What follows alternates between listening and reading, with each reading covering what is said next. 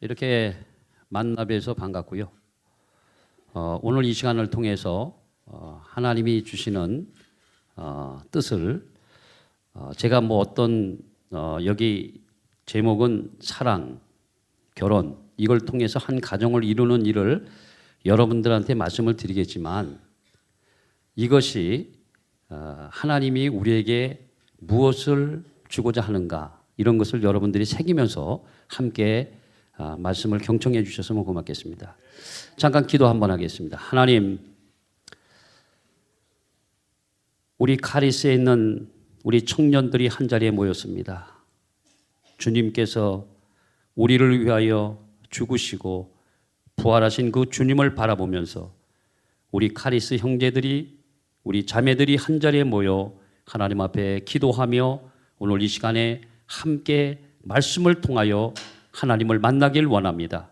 이 시간에 함께하여 주옵소서. 감사드렸고 예수님의 이름으로 기도합니다. 아멘.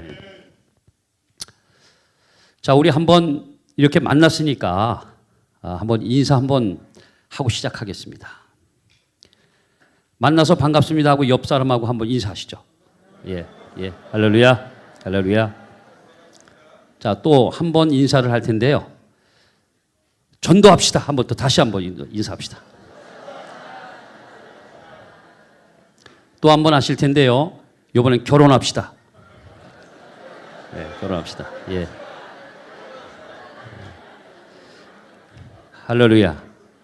결혼하신 분한테 또 하라는 건 아닙니다. 안 하신 분만. 예. 사실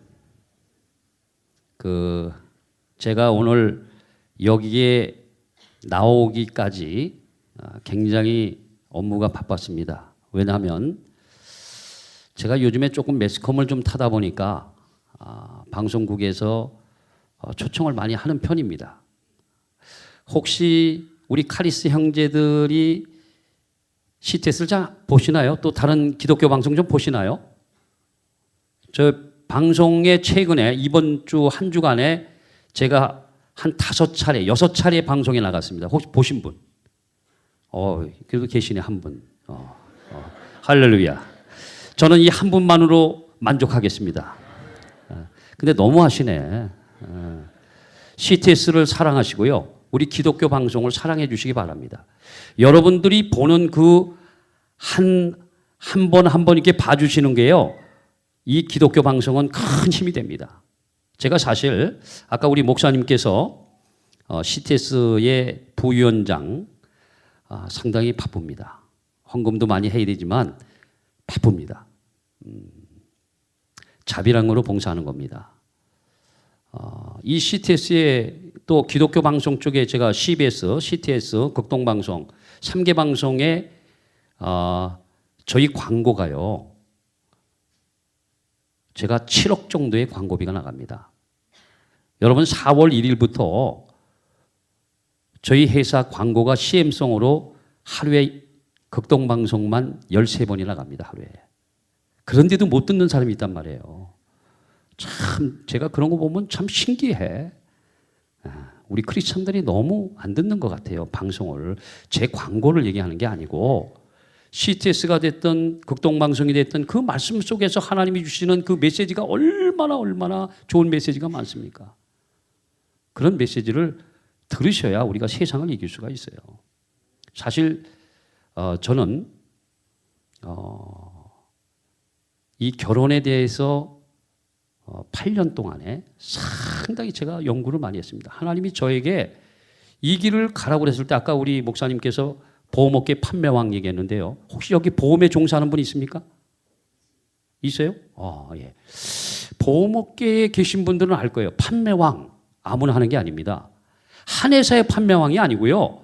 손해보험업계에 그때 당시에 13개 손보사의 최고의 판매왕을 5년을 석권했습니다. 제가. 정말 축복도 많이 받았죠. 그런데 하나님이 저에게 그 연단을 주면서 이 길을 가게끔 하나님이 저를 인도하셨어요.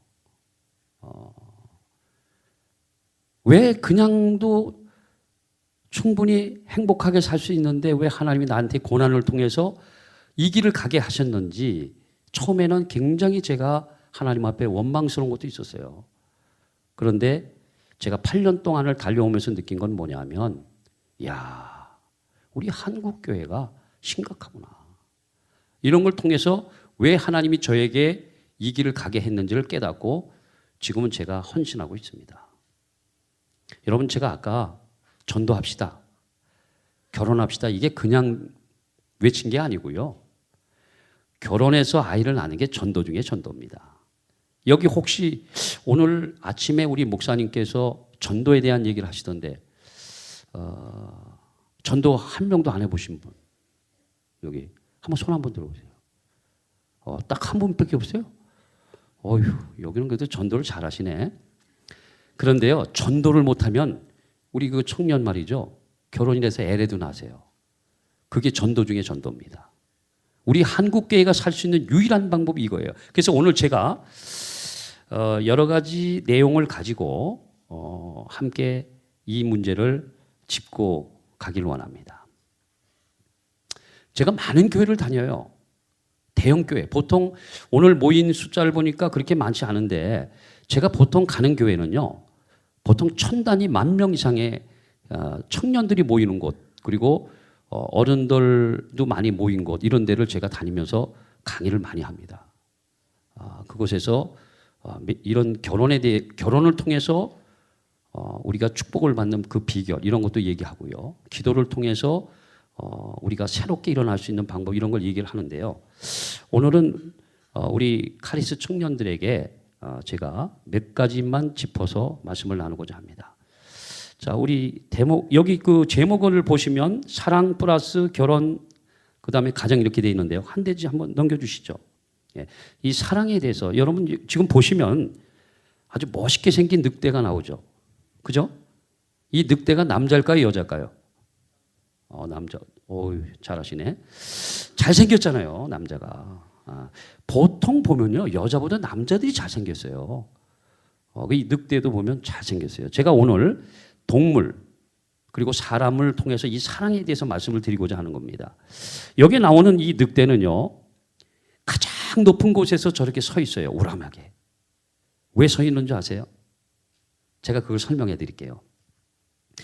여러분, 여기 자매들한테 한번 제가 여쭤볼게요. 늑대 같은 남자 좋다고 하는 사람 한번 손 들어보세요. 늑대 같은 남자. 여긴 있고. 대부분 늑대 같은 남자 싫은가요? 싫어요? 그래요. 자, 보세요. 자, 여기 늑대 같은 이 남자에 대해서 제가 설명을 해드릴게요. 이게 이제 남편이에요, 남자. 여기에 올라가서 저렇게 우람하게 서 있는 이유가 뭐냐면 아내가 죽었어요. 아내가 죽고 이 남자 되는 이 남편 되는 이 늑대가 가장 높은 곳에 올라가서 지금 그 죽은 아내를 위해서 서글프게 우는 모습이에요. 이게 지금, 자, 보세요. 자, 요즘에 남자들 솔직히 말해서요, 내가 이 일을 하다 보니까 수많은 사람들을 만나고 상담도 하고 이혼한 사람 별의별 사람을 만납니다. 그런데 남자분이든 여자분이든 이 사별을 했던 이혼을 했던 이혼보다는 사별 쪽을 얘기할게요. 그런데 와서 그냥 너무 좀 심할 정도로 그런 분들이 있어요. 야, 부인이 저렇게 죽자마자 올까? 그런 분들 많아요. 그런데 여기 이 늑대는요, 아내가 죽자마자 가장 높은 곳에 올라가서 서글프게 울고 있는 거예요. 그 아내를 위해서. 그런데 이 늑대는 보통 포유동물 아닙니까? 이 포유동물인 이 늑대가 그 다음에 아내가 죽고 난 다음에 그 새끼들을 돌봐줘요. 원래 이 늑대 남자는요, 아내하고 아이들이 있을 때도요, 항상 먹이를 물어다 줍니다. 남자가 돈을 벌어 갖다 주는 것처럼. 그렇게 갖다 주면은요, 같이 먹질 않습니다. 그 늑대는요, 바깥에서 먹을 때까지 망을 보고 있어요. 그게 남자예요. 멋있잖아요, 이런 남자. 돈 잘 벌어다 주는 남자. 그런데 그렇게 하고 이 아이들이 성장해서 출가까지 시켜요.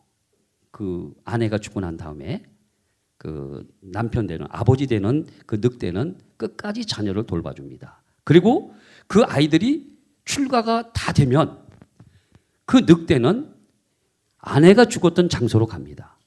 그리고 거기서 끝까지 아무것도 안 먹고 울다가 그 자리에서 죽어요. 이게 늑대의 사랑이에요.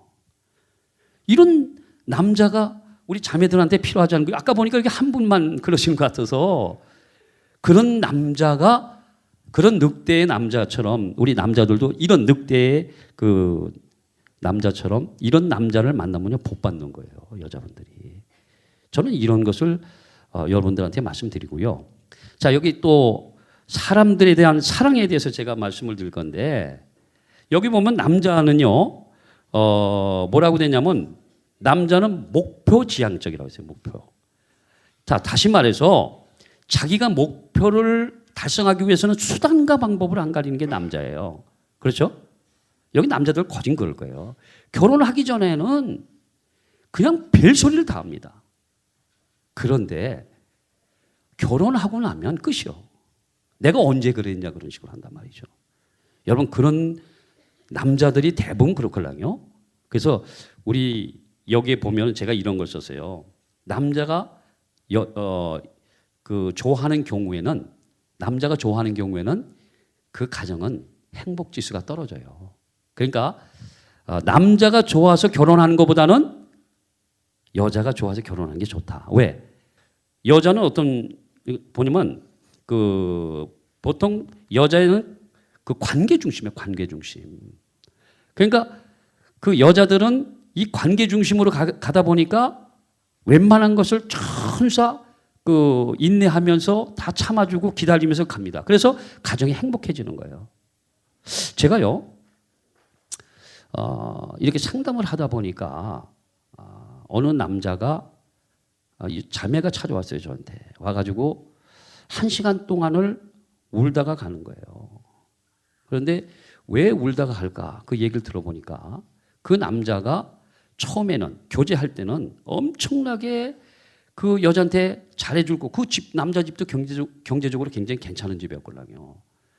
그런데 결혼이 딱 예식이 끝나고 신혼여행을 가는데 비행기 안에서 충격적인 사건을 만나게 돼요. 그게 뭐냐면 남자가 이런 말을 해서 죄송합니다. 쌍욕을 하는데 이 자매가 생전 처음 들어본 욕을 하는 거예요. 왜?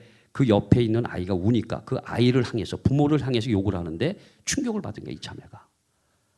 그리고 나서 신혼여행 중에 하와이 쪽을 갔다 그러는데 그쪽에서 이렇게 같이 움직이면서 행동하는 것들이 이상한 행동을 하는 거예요. 그래서 신혼여행 갔다 와서 살면서 부부싸움을 하는데 뭐라고 얘기하냐면 그 남자가 야, 너희 아버지 이제 아마 그 여자 쪽 부모님이 인천에 살았던 것 같아요. 이 남자는 강남에 살았고. 그러니까 뭐라고 얘기하냐면 딱 야, 네 아버지 쓰레기 동네 살지? 꼭 아버지를 걸고 넘어지는 거예요. 그리고 네 아버지 그 소나타 똥차 타지? 우리 아버지 벤츠 타. 우리 아버지 강남 살아. 이렇게 그 자매를 자꾸만 그 마음에 상처를 주니까 이 자매가 참지 못하고 결국은 이혼을 하게 된 거예요. 몇 개월 만에? 6개월 만에. 그런데 그 이혼한 게 어떤 결과가 됐느냐 하면 그 어머니가 쉽게 얘기하면 소개를 했어요. 여러분, 소개해서 이 결혼하는 게 참 리스크가 큽니다. 그런데 그 어머니가 봤던 건 뭐냐면 경제적인 걸 너무 봤어요. 그래가지고 결혼을 해가지고 이혼을 이제 결과적으로 해가지고 이 엄마가 20년 다니는 교회를 그만두게 됐어요. 너무 충격을 받아서. 그래서 교회를 떠나고 그 자매는 결국 그 가정이 어려워지는 상황을 보면서 저한테 찾아와서 상담했던 것이 기억이 납니다. 여러분, 이 결혼이라는 것이 이 사랑을 통해서 이루어지는 이 결혼이 굉장히 중요합니다. 그래서 여러분들이 오늘 제가 몇 가지를 그런 부분을 여러분들한테 말씀을 드릴 겁니다.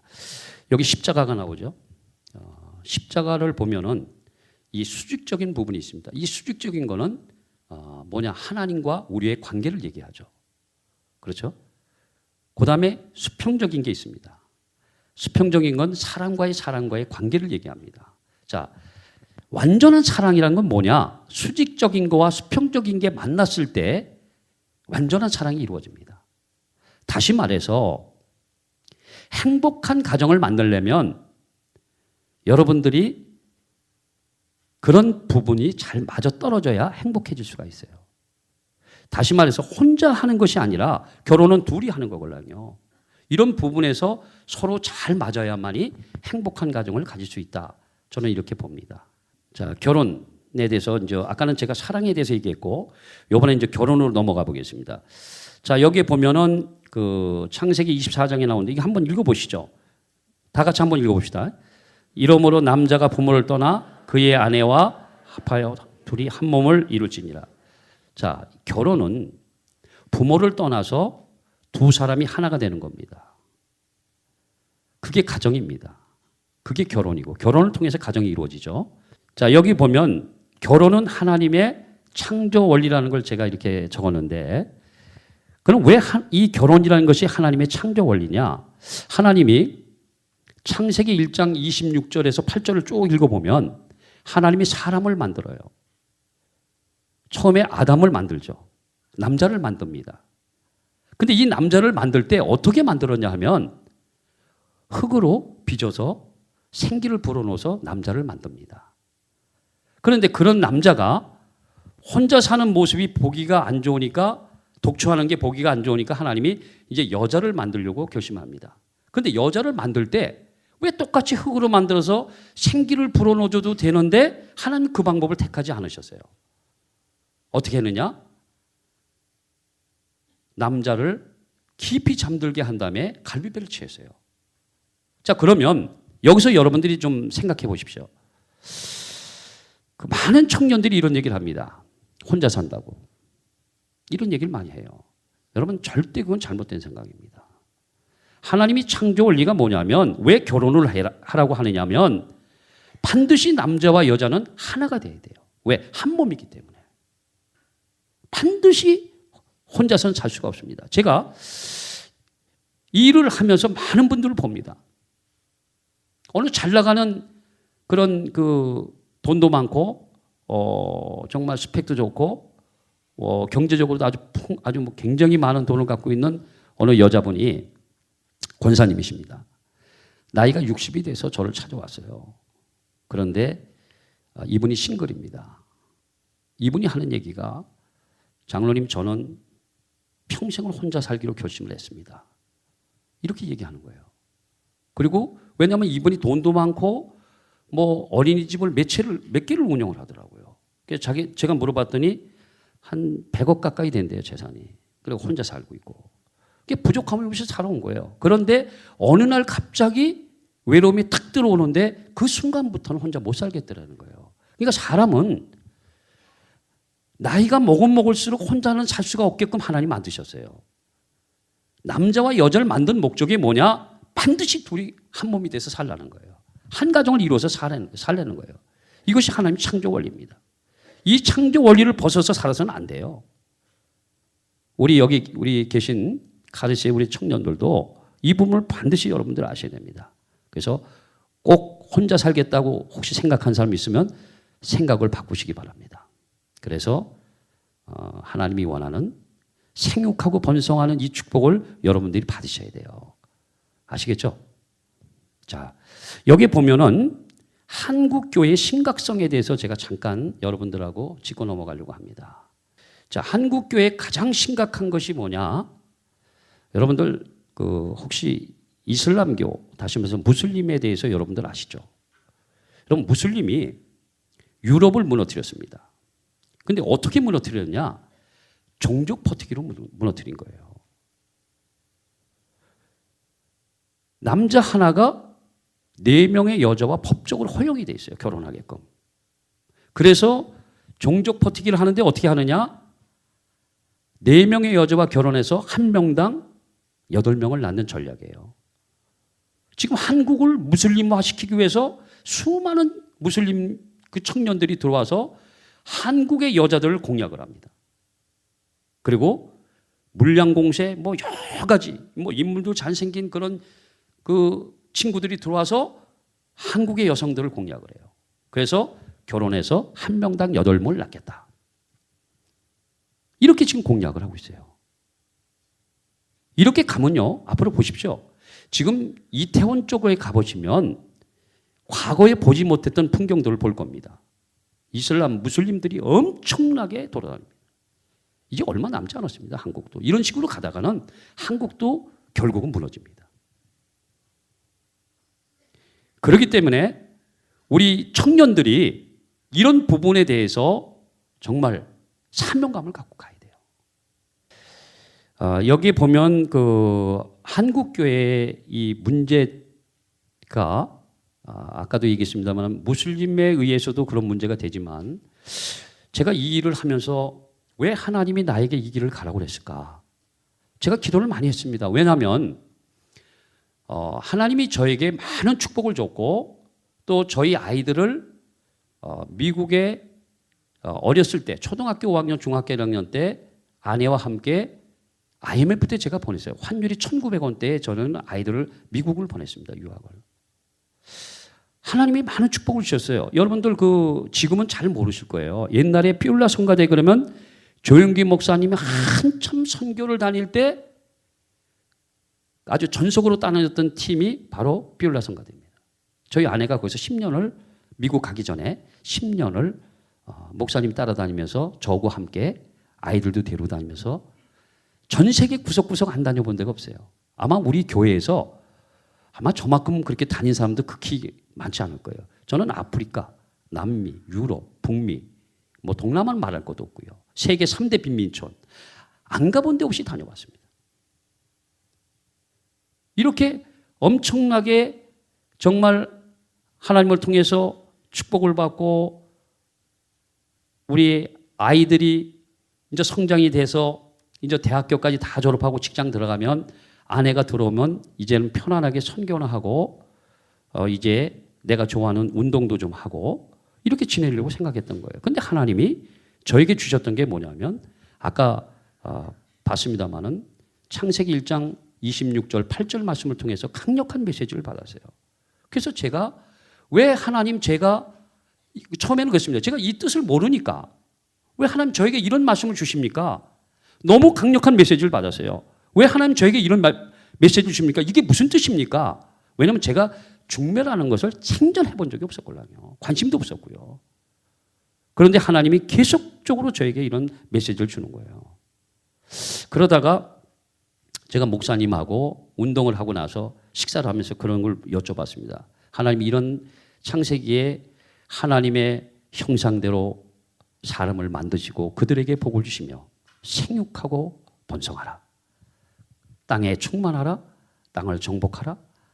다스리라. 이런 내용을 왜 하나님이 나에게 주는지 모르겠습니다. 이렇게 제가 목사님한테 여쭤봤습니다. 그랬더니 대번에 하는 얘기가 뭐냐면 우리 한국교회에 가장 심각한 게 뭐냐면 청년들의 결혼의 문제라는 거예요. 교회에서 어떻게 할 수 있는 방법이 없고 또 그렇다고 해서 청년들이 뭐 어디 탁 내놓고 가서 믿고 결혼할 만한 곳이 없다는 거예요. 그러면서 하나님 저한테 하는 얘기가 뭐냐면 하나님이 장로님을 이 일을 맡기신 것 같습니다. 그래서 제가 결혼할 겨자도 모르는 사람이 사실은 제가 사업자도 안 내고 아무 준비 없이 예배부터 드리고 시작한 게 8년입니다. 근데 지금 느껴보니까 정말 이 한국교회가 왜 이렇게 심각한지 저는 그 말씀을 듣고요. 제가 새벽 기도를 늘 해왔는데 기도하는데 갑자기 하나님이 뭘 보여주시냐면 한국교회가 무너지는 모습을 보여줬어요. 충격을 받았어요. 왜 무너지지? 그런데 바로 그 무너질 수 있는 걸 막을 수 있는 게 뭐냐? 청년들의 결혼이라는 것을 하나님이 저에게 마음으로 주셨어요.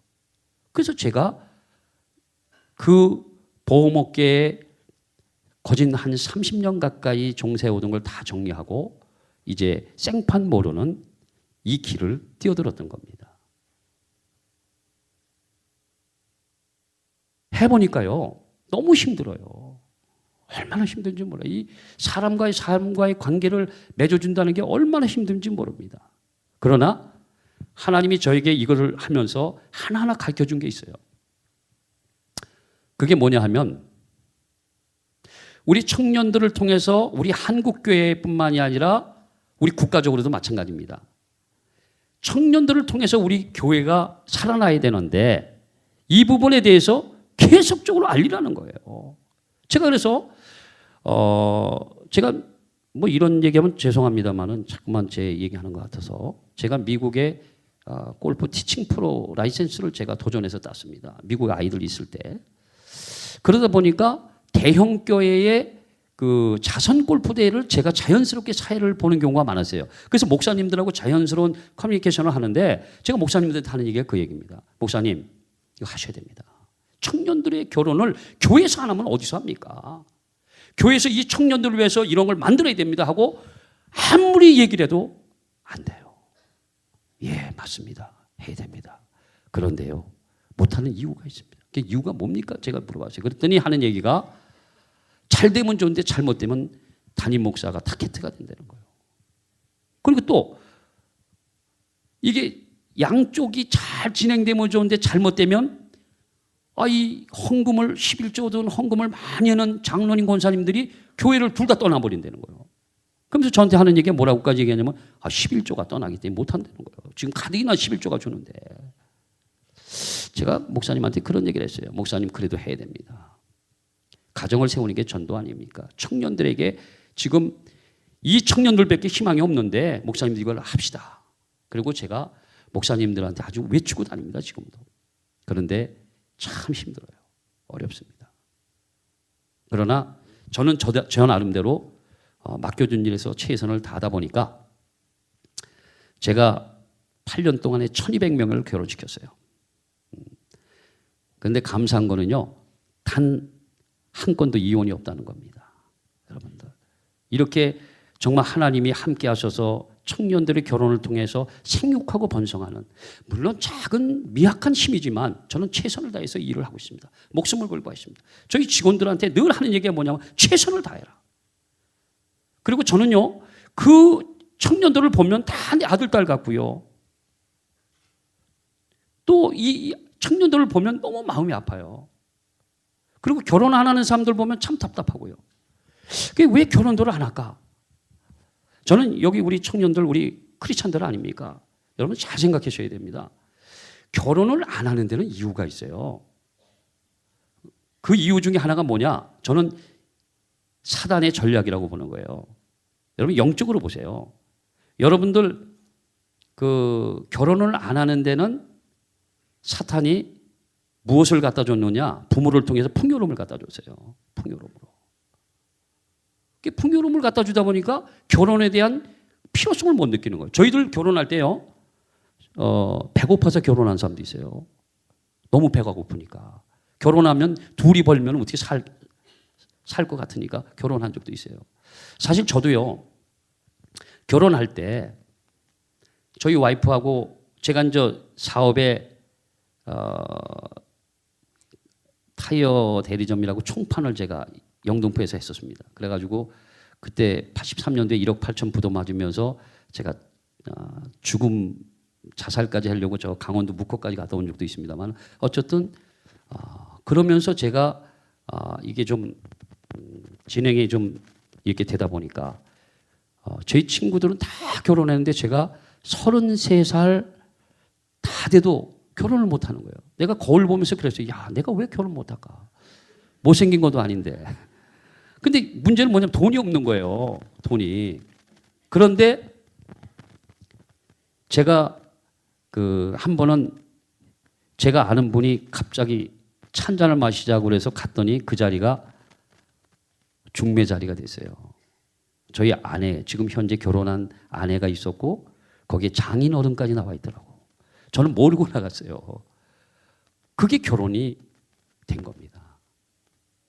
제가 몇 번 만에 결혼한 줄 아세요? 만나긴 3번 만났고요. 장인어른까지는 4번 만난 것 같아요. 그리고 결혼했어요. 근데 제가 장인어른한테 그런 얘기 했어요.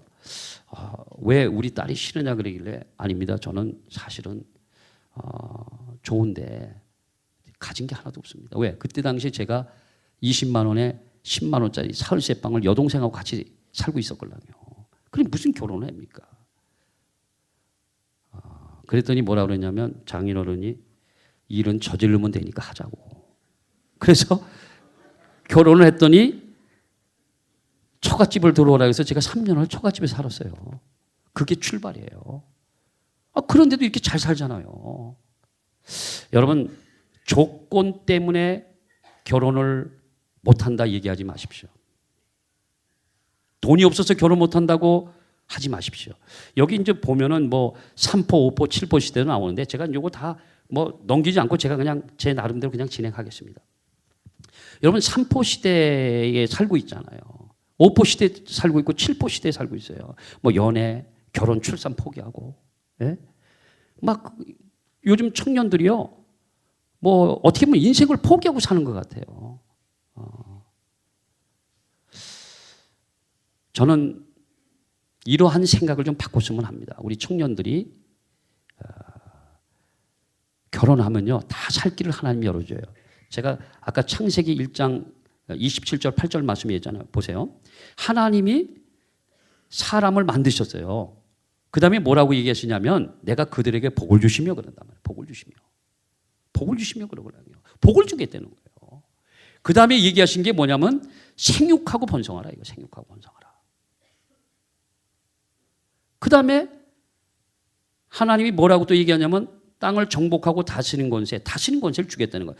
이 얘기는 무슨 얘기냐면 내가 어느 여건이 뭐 학교 뭐 스펙이든 돈이든 모든 직장이든 모든 걸 다 완벽하게 맞춰서 하는 것이 아니라 하나님의 말씀대로 그저 가정을 만들면 나머지는 누가 책임지느냐?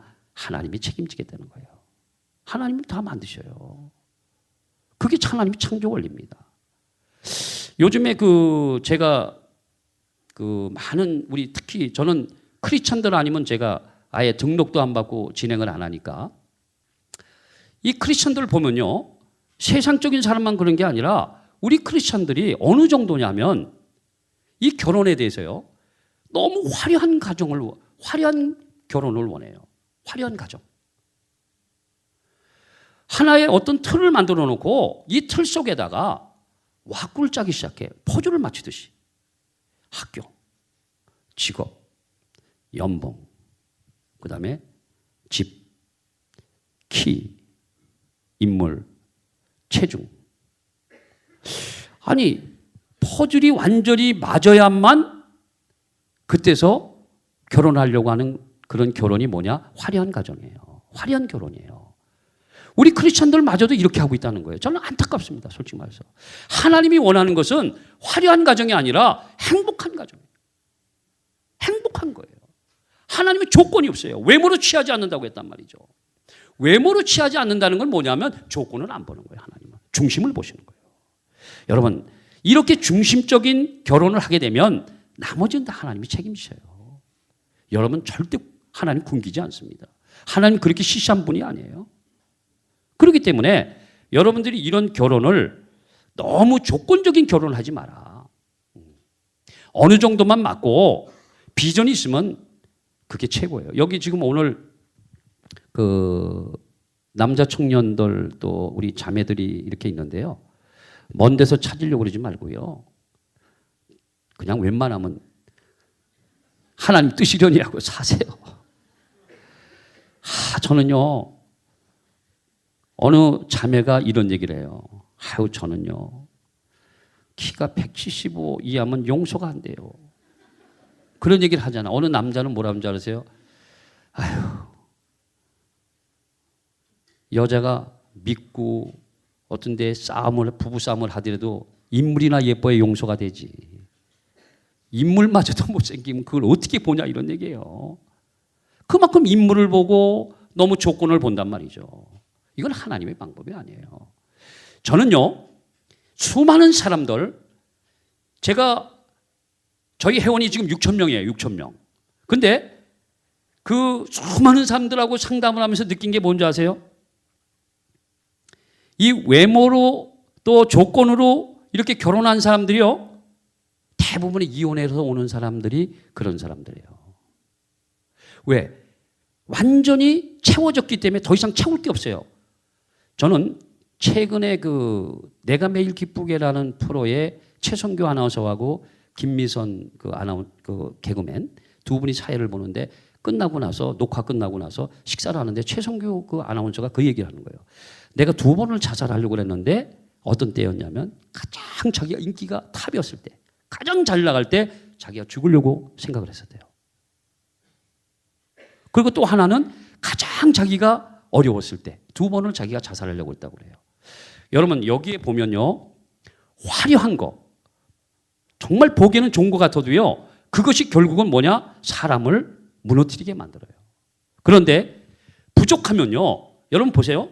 부족한 사람들이 만나서 이 가정이라는 것은 하나하나 만들어가는 거예요. 만들어가는 거예요. 그래서 저는 이렇게 얘기합니다. 우리 크리스찬들에게 결혼은 해도 또 안 해도 되는 게 아니라 결혼은 반드시 해라. 이건 하나님의 명령이라고 저는 얘기합니다. 하나님이 여러분들에게 명령하고 있습니다.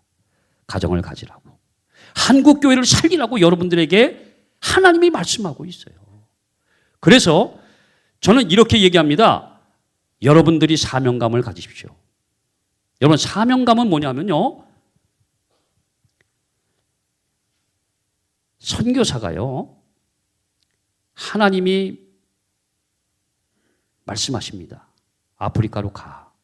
그럼 그 선교사는요, 아무 말도 안 하고 그 아프리카, 케냐다 그러면 그 케냐가 어느 나라에 어느 위치에 있고 언어는 어떻게 쓰고 환경은 어떻고 그것만 보고 그냥 갑니다. 그러면 그 선교사는요, 그곳에서 아무도 없는 곳이지만, 아는 사람 하나도 없지만 그 사람은요, 나머지 누가 이끌고 가느냐? 하나님이 끌고 가요. 그래서 그 사명을 감당하는 거예요. 자, 이 가정도 마찬가지입니다. 여러분들이 가정을 갖는 것을 조건으로 따지지 말고 하나님이 여러분들에게 사명을 줬다고 생각하세요. 행복한 가정을 만들어라. 그럼 무슨 조건이 그렇게 까다롭습니까? 그냥 몇 가지만 맞으면 돼요. 제가 어느 청년이 저를 찾아왔어요. 16가지를 써가지고 왔어요. 16가지를. 요게 맞는 사람을 해달라고. 내가 상담하면서 속으로 미친놈. 아니 왜 그러냐면 세상에 키는 몇 센치, 그리고 인물은 뭐 아나운서 누구 이름까지 써가면서 말이에요. 누구 스타일, 뭐 코는 어떻게 생겨야 되고 키는 어떻게, 세상에 16가지를 써가지고 왔어요. 참 기가 이게 크리스찬이란 말이죠. 여러분 웃을 일이 아니에요. 여러분도 아마 따지지 않나 이렇게 생각을 해요. 저는 이렇게 얘기합니다. 결혼은 웬만하면 해라. 그런데 자 잠깐만 들어보세요. 자, 우리 한국교회의 문제가 또 뭐냐면 성비율. 남자가 몇 프로? 남자가 30%. 여자가 70%. 그런데 거기에다가 죄송합니다. 제가 상담을 하다 전체적인 전 통계를 내봅니다. 보니까 그중에 왜 그렇게 여자들이 공부를 많이 하는지, 왜 그렇게 똑똑한지 몰라. 스펙이 그렇게 좋아. 근데 남자들은 따라가지 못하니까 뭐라고 얘기냐면 와서 하는 얘기가, 부모든 본인들이 와서 하는 얘기가, 장로님 아무리 둘러봐도 남자가 없습니다. 그래서 없는 게 아니라 많지. 우리 자매 눈에 차지 않아서 그렇지 그랬더니 예. 그래서 제가 그런 얘기합니다. 생각을 바꿔라. 정말 행복하게, 또 하나님이 원하는 그런 행복한 가정을 가지려면 생각을 바꾸세요. 제가요, 그런 생각을 갖고 있던 사람들, 부모의 생각들 제가 상당히 상담하면서 많이 바꿔놨습니다. 제가 많은 교회를 다니면서 청년들을 바꿔놓은 애들이 많아요. 이 친구들이 생각을 바꿔야 돼요. 내려놓지 않으면 안 됩니다. 죽어도 못 내려놓겠다. 그 사람은 결혼하지 말아야지. 어려워요. 우리 자매들이 내가 원하는 사람을 찾는다는 게 우리 카리스가 지금 여기 모인 분들이 나이가 얼마나 되죠? 자, 34살이 통계적으로 나와 있는 게 노산이에요. 노산. 자, 노산은 출산 위험률이 좀 높다고 그래가지고 결혼하기가 흔히 부모님들이나 본인도 와서 그런 얘기야. 낙타가 바늘구멍 달아가는 것보다 힘들다. 이게 현실이에요. 자, 그러면 조금씩만 내려놓으면 그럼 결혼 못하느냐? 아니에요. 다 해요. 얼마든지 조금만 내리면 돼요. 근데 그걸 못 내려놔. 이게 안타까워요. 여러분들 사명감을 가지면요. 얼마든지 여러분들 가정을 만들 수 있습니다. 조금 남자가 좀 인물이 키가 좀 적어도 또 우리 남자들이 왜 그렇게 여자들 1순위로 보는 게 뭔지 아세요? 인물? 나이. 이게 1순위예요. 남자들이 보는 게. 그 다음에 세 번째 보는 게 직업이에요. 그래서 그 남자들한테, 우리 형제들한테도 그래요. 야, 내가 평생 그 어느 자매가 키 얘기했을 때도 그런 얘기 했어요. 야, 평생 내가 65년 동안 살면서 또 이 수많은 사람들하고 상대하면서 키 때문에 이혼한 사람 한 명도 못 봤다. 그런 얘기를 해요. 그런데 인물을 보고 결혼했다가 한 달 만에, 두 달 만에 이혼한 사람 너무 많이 봤걸랑요. 요즘에 그렇잖아요. 신혼여행 가다가 비행기까지 잘 탔는데 올 때는 이혼해서 오고. 이런 사례가 얼마나 많아요. 지금 심각한 게 뭐냐면요. 1년 이내에 이혼하는 사람들이 얼마나 많으냐. 여러분 우리 기독교가요. 3명이 결혼하면 1명이 이혼합니다. 34.7% 이혼율이에요. 이혼이 엄청나게 많이 나오고 있어요. 그런데 그 이혼이 어느 때 가장 많냐? 1년 이내예요. 1년 이내. 근데 이혼을 누가 가장 많이 하느냐? 남자들 같은 경우는 전문직에 있는 친구들, 하이클래스에 있는 친구들이 제일 이혼율이 높아요. 왜? 본 게 하나님 중심적으로 본 게 아니라 외모를 바꾸려. 스펙을 바꾸려며. 그러니까 처음엔 좋아서 했는데 살아보니까 아니걸랑요. 안 맞걸랑요. 요즘에는요. 아무것도 아닌 말 갖고도 토닥거리다 이혼해요. 왜? 자기는 능력이 있다는 얘기예요. 우리 자매들도 문제고 우리 형제들도 문제예요. 뭐 부모가 돈 있고 그래서 제가 이런 얘기를 합니다. 우리 청년들을 이렇게 만들어 놓은 게 부모들이 잘못이다. 부모가 자녀들을 잘못 교육시켰어요. 너무 품 안에서 한두 명이다 보니까 너무 품 안에서 아이들을 풍요롭게 키웠어요. 그러다 보니까 너무 이기적이고 그리고 얼마나 독선적인지 몰라요. 우리 크리스천들이 왜 이럴까? 저는요, 이 자매들이든 부모님들을 보면서 그런 걸 너무 많은 걸 느끼면서 제가 가슴이 답답할 때가 많습니다. 우리 여기 카리스에 계신 분들은 그런 사람이 없겠지만 그래도 혹시 있다면 여러분들 많이 내려놓으시기 바랍니다. 결혼은 굉장히 중요합니다. 이건 또 하나님이 우리에게 주시는 명령이고요.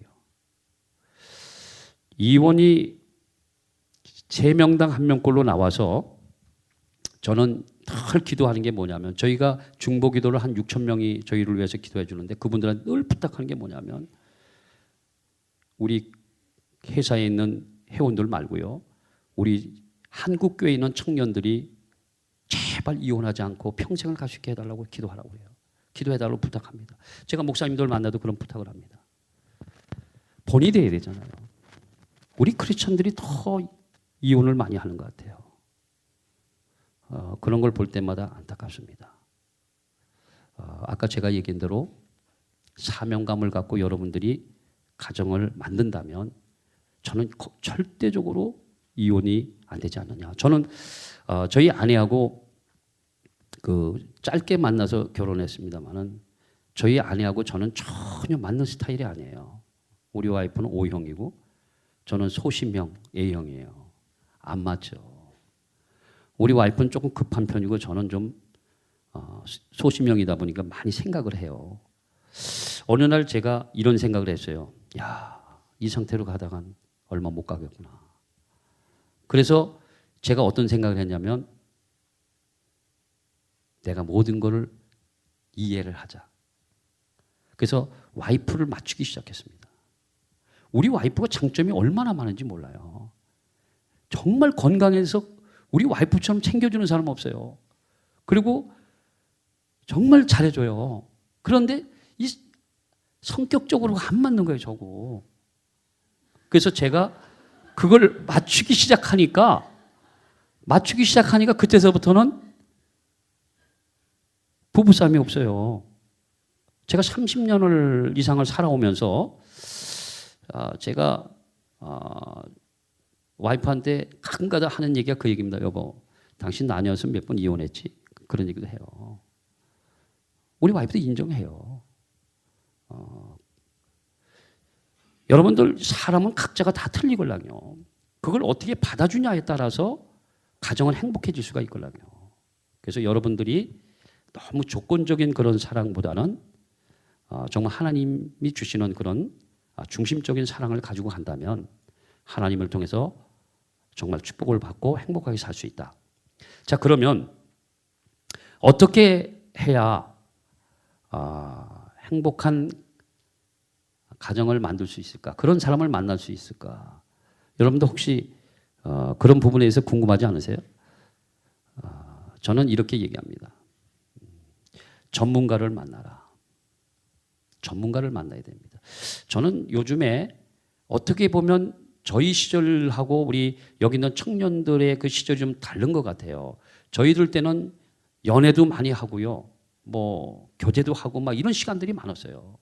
그런데 지금은 그런 시대가 그런 시간이 없어요.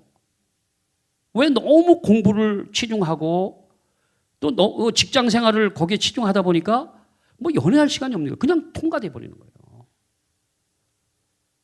그러다 보니까 그런 결혼에 어려움을 겪고 있는 것이 아닌가. 실제로 소개팅을 받거나 또 뭐 요즘에 흔히 얘기하는 결혼 정보 쪽도 많이들 가신 분들이 있어요. 저는 우리 크리스천들이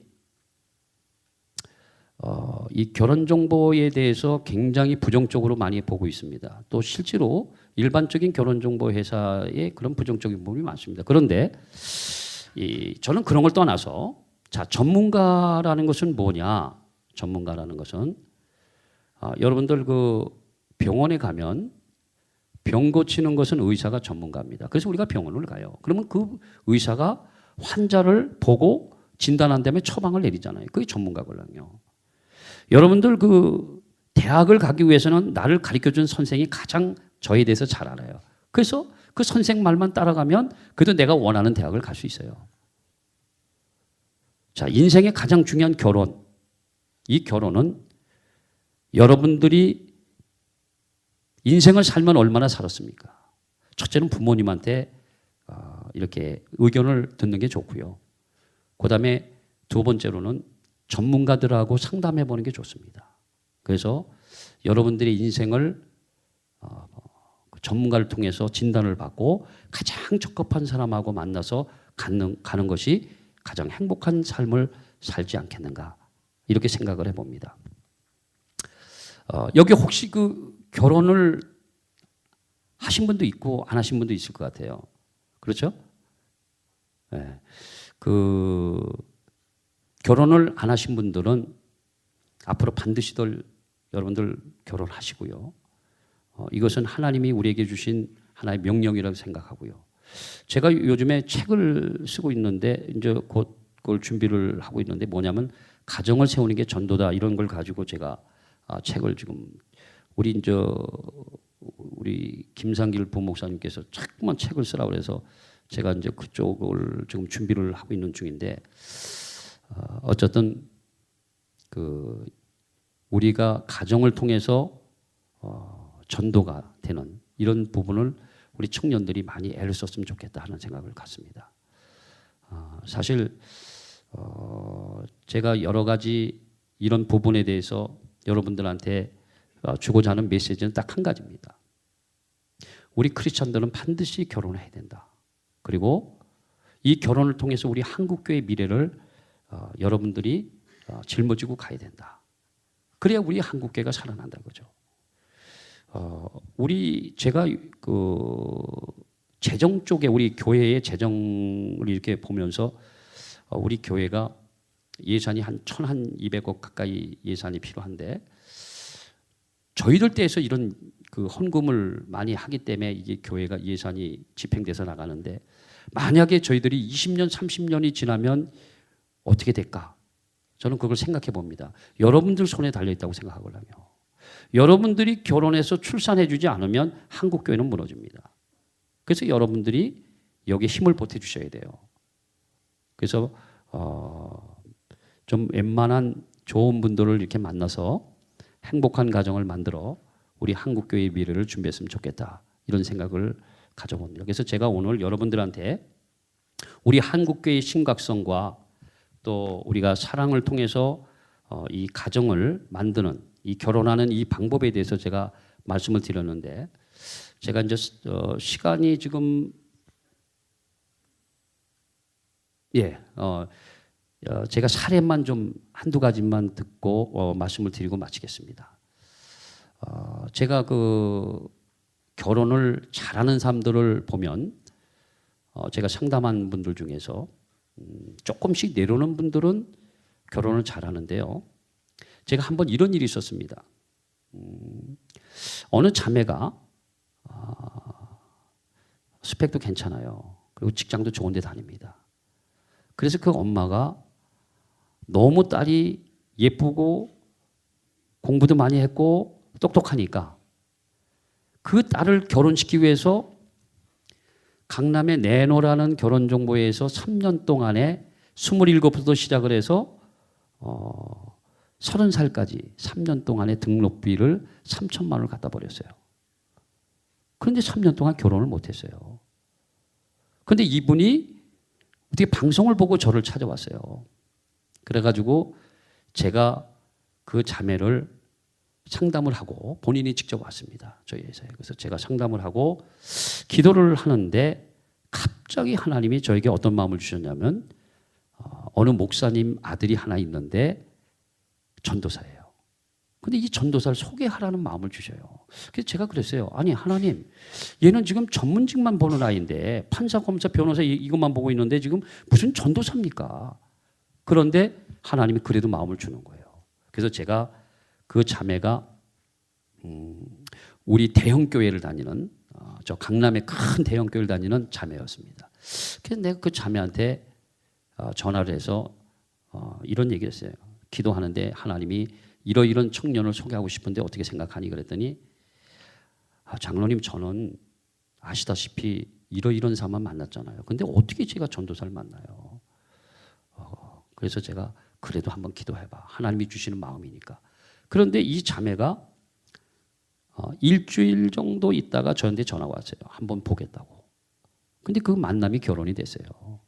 그런데 왜 하나님이 그 청년, 그 전도사를 만나게 했냐면 그 전도사가 사실은 학부가 연대 영문과를 나왔고 장신대학원을 나와서 소망교회의 전도사였거든요. 근데 참 똑똑한 전도사였습니다. 그리고 이 두 분이 결혼을 하긴 했는데 제가 그 결혼 때문에 그 여자 쪽 어머니한테 직격탄을 먹었어요. 제가 별 욕을 다 먹었습니다. 저보다 나이도 적고 그분은 집사고 어머니가 저는 그래도 명색이 장로 아니에요. 근데 나한테 너 막 욕을 하면서 너 우리 딸을 어떻게 알고 그러면서 시작을 한 게 너 여의도교회 장로 맞지? 너 기다려. 그러면서 뭐 네 담임 목사 만나고 그냥 반은 뭐 어쩌고 뭐 별 얘기를 하는데 다 하더라고. 그렇지만 결국은요 제가 그 도아이를 시켜서 부모를 만나라고 해서 그 부모님 만나본 결과 너무 괜찮은 청년이라는 걸 2시간 대화를 나누고 그 부모가 승낙을 해버렸어요. 근데 이분이 결혼을 시키고 나서 6개월 동안은 저한테 전화를 못했죠. 나한테 쌍욕을 다 했으니까. 그런데 이분이 전화해서 저한테 장로님 제가 죽을 죄를 졌습니다. 그러면서 올라가서 무릎 꿇고 사과를 하겠습니다. 그래서 제가 이런 얘기 했어요. 집사님 받을 테니까. 그러나 집사님 앞으로 말을 할 때는 우리 크리스찬들은 조금 생각 좀 하고 하자. 근데 그분이 지금은요. 저희 홍보대사가 됐어요. 그래서 저는 하나님이 주시는 그런 배우자를 여러분이 만나야 되는데 너무 잣대를 재듯이 해놓으면 하나님이 간섭을 못해요. 그래서 제가 늘 얘기가 뭐냐면 남자들이 좀 괜찮은 남자들은 10살을 보걸랑요. 그런데 자매들은 나이가 먹으면 1살, 2살이요 그래요. 절대 안 어울리죠.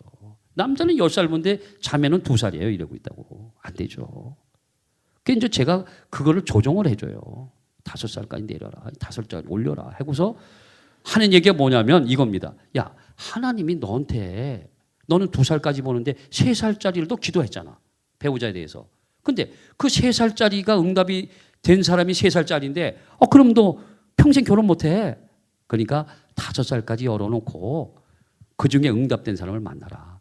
이렇게 해서 제가 이제 우리 자매나 형제들한테 이렇게 진행을 해드리거든요. 그래가지고 정말 결혼을 잘하는 그런 경우가 있습니다. 이런 경우도 있고요. 정말 제가 이혼해서 어려움을 당하는 청년이 우리은행에 대리로 있는 친구인데 아이가 둘이 있고 이혼을 해서 저를 찾아와서 상담을 했어요. 제가 보니까 도저히 얘는 결혼시킬 수 있는 애가 못 돼. 왜? 37에 애가 둘이 있는데 누가 거기에 맞춰줄 사람이 있겠어요. 그래서 제가 이렇게 얘기했어요. 그 청년한테 야 미안하다. 너는 내가 도저히 맞춰줄 재간이 없다. 그랬더니 이 청년이 뭐라고 그러는지 아세요? 장로님 저는 장로님밖에 희망이 없습니다. 도와주십시오. 너 확실히 믿니? 그랬더니 믿는데요. 그래 그럼 한번 해보자. 그리고 기도하고 했는데 이 친구가 고맙다고 그 다음 주에 자기 남동생을 데려왔는데 이 키도 크고 인물도 잘생겼고 대기업을 다니고 학교도 좋고 그렇단 말이에요. 그 두 아이가 딱 앉아서 상담을 하면서 제가 두 아이를 쳐다보면서 어떤 생각을 했냐면 이야 얘는 금박하겠는데 얘는 어떡하냐. 이 부담감이 얼마나 나한테 오는지 가슴이 아픈 거예요. 가슴이. 그래서 그 아이를 위해서 또 기도를 많이 하게 됐죠. 그런데 결과는 어떻게 되느냐. 그 동생은 결혼을 제가 솔직히 못 시켰습니다. 그리고 그 형을 아이가 둘이 있는 그 형을 이혼한 형을 제가 6개월 만에 결혼시켰어요. 결혼했는데요.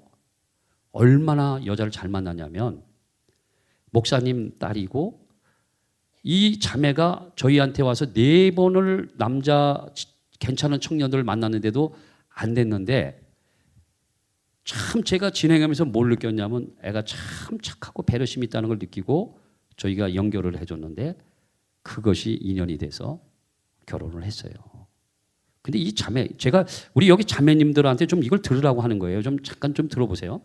뭐냐 하면 만났는데 이 자매가 아버지한테 목사님한테 설득을 시킨 거예요. 돌싱이라는 것을.